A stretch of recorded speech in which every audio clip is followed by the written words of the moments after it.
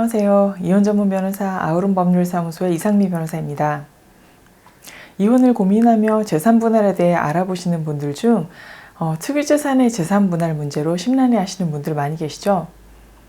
이혼할 마음이 굴뚝 같은데도 특유재산의 재산분할이 마음에 걸려 이혼을 못하고 계시기도 하고요. 그래서 오늘은 특유재산의 재산분할에 대해 설명드려 보려 합니다. 부부 중 어느 한쪽이 혼인 전부터 가진 고유재산과 혼인 중 자기의 명의로 취득한 재산을 특유재산이라고 하는데, 여기서 혼인 중 자기 명의로 취득한 재산에는 부부가 혼인 중 집을 사면서 어느 한 사람 명의로 취득하는 것은 포함되지 않고요. 증여나 상속 같은 전적인 단독 취득을 말합니다.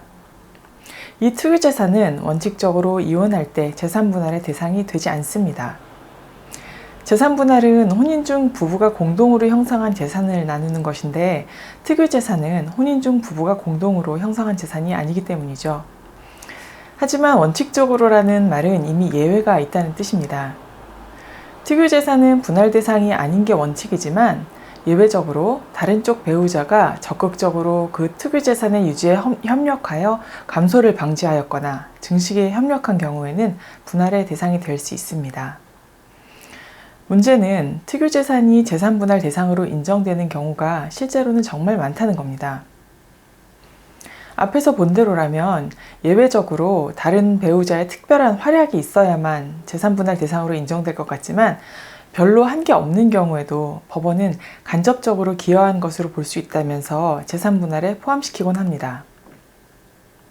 그런데 더 큰 문제는 이 특유재산에 대한 재산분할이 허락되더라도 그렇게 간접적으로 기여했다고 한다면 재산분할의 비율도 낮아야 맞을 텐데, 법원의 태도는 그렇지 않다는 거죠. 특유재산의 재산분할에 대한 법원의 태도는 한마디로 일관성이 없습니다. 언제 어떤 조건에서 다른 쪽 배우자의 기여가 인정되는지에 대한 명확하거나 객관적인 기준이 없고 혼란스럽습니다. 판결문마다 제각각 다른 결론이라고 봐도 무방할 정도예요. 그나마 좀 일관성이 있다면, 특유재산을 취득한 이후에 혼인 생활이 길었다면 그 특유재산은 거의 분할 대상이 된다는 정도인데요.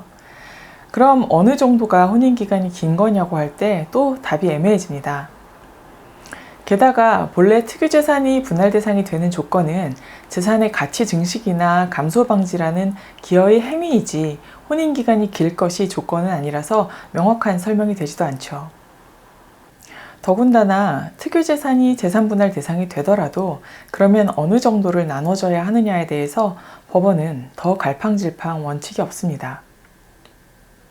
그래서 1심 판결과 2심 판결의 결과가 달라지는 일들도 정말 많거니와, 같은 1심 혹은 2심 법원들의 판결문들 사이에도 그다지 일관된 기준을 찾아보기 어려운 실정입니다.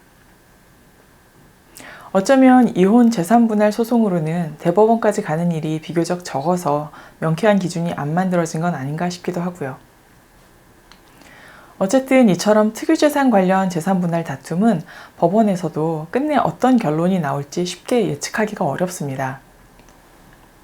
이 특유재산을 왜 나눠야 하는지 혹은 왜 나누지 말아야 하는지에 대해서 엄청 치열하게 싸워야 한다는 것 하나만 명확한 것 같습니다. 예전 우리 부모님 세대에서는 이혼 자체도 많지 않았을 뿐만 아니라 특유재산이라 할 만한 것도 별로 없었던 것 같습니다.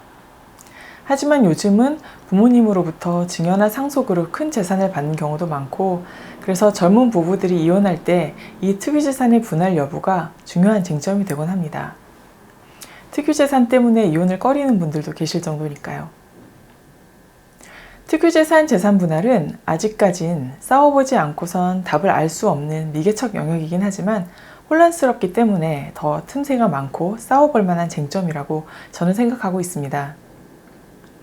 한 가지 더 말씀드리면, 특유재산은 혼인기간이 길어질수록 분할 대상이 될 확률이 높아지니까 지금 고심하시는 분들은 이 점도 반드시 염두에 두시기 바랍니다.